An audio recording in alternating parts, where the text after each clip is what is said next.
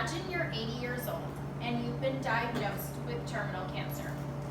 You've been given 6 months to live.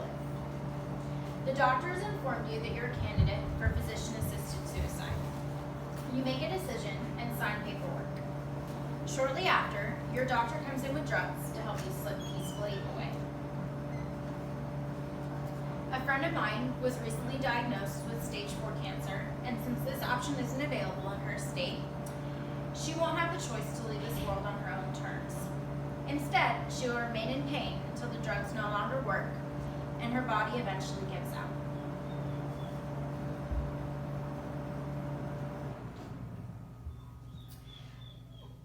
There are some facts that I found on healthresearchfunding.org, and according to research, some 66% of U.S. adults believe that a doctor or nurse should allow a patient to die in certain circumstances. Views on assisted suicide are virtually equal when it comes to public opinion. The Pew Research found that 47% of Americans are in favor of passing physician-assisted suicide laws for those that are terminally ill, while close to 49% are opposed to these same laws. Persons with disabilities and serious illnesses are often targets of violence, more so than with able-bodied persons. And these crimes are often seen as being less serious and are treated as being less important by law enforcement. The devaluing of those with disabilities and illnesses has been carried over in the assisted suicide field. The fear of doctors using assisted suicide to harm people is one of the reasons so many feel uncomfortable with its legalization.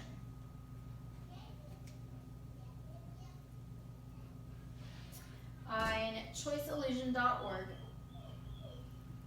they state that there's a chance for abuse due to lack of oversight when the lethal dose is administered. For example, there are no witnesses required during death.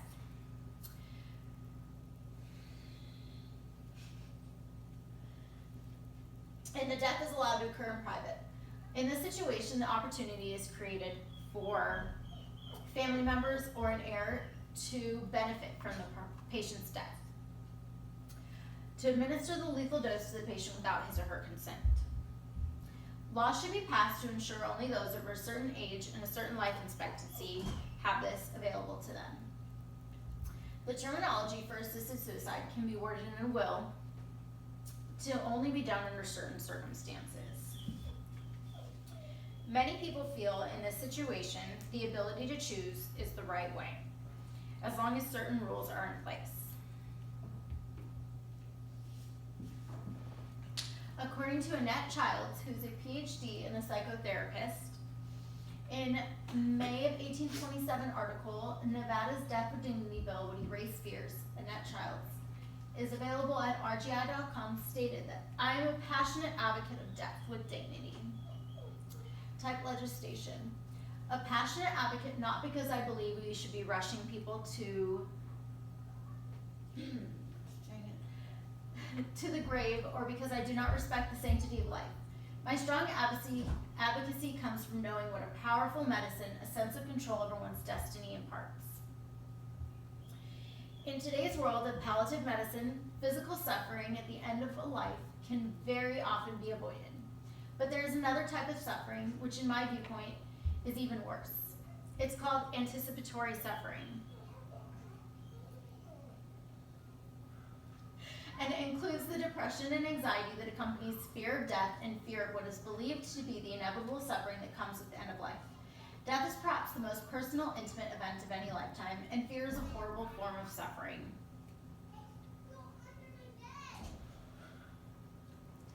For those who fear a prolonged and or suffering death, this type of legislation provides a potent medicine. Opponents focus on the actual end-of-life medications and how they could be misused, when the thing we may be better served to focus on is the placebo effect that occurs for those who have never taken the medications, but find their suffering relieved by the simple knowing that they have a choice. The American Medical Association in June 2016 stated that it is understandable, though tragic, that some patients in extreme duress, such as those suffering from a terminal, painful, debilitating illness, may come to decide that death is preferable to life. However, permitting physicians to engage in assisted suicide would ultimately cause more harm than good. Physician-assisted suicide is fundamentally incompatible with the physician's role as healer, would be difficult or impossible to control, and would pose serious societal risks.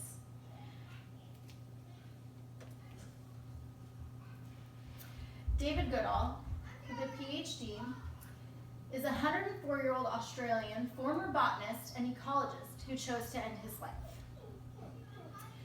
via voluntary euthanasia in a Swiss clinic on May 10th of 2018. In an interview prior to his death, he was quoted by Helena Bachman and Doug Shanlin in the article, David Goodall, 104, takes final journey at Swiss assisted suicide clinic. Up to the age of 90, I was enjoying life, but not now. It has passed by me, and I've done the best I can with it. My abilities and eyesight are declining, and I no longer want to live this way. I'm happy to have the opportunity, which I call the Swiss option. I hope something positive will come out of my story and that other countries will adapt to a more liberal view of assisted suicide. I'd like to be remembered as an instrument for freeing the elderly to choose their own death. If we take the time to create the proper laws, I believe legalizing physician-assisted suicide could help many of Americans' elderly. While there are pros and cons, do you think that if you were in the position, you would want physician-assisted suicide legalized? What if it was a family member or a loved one?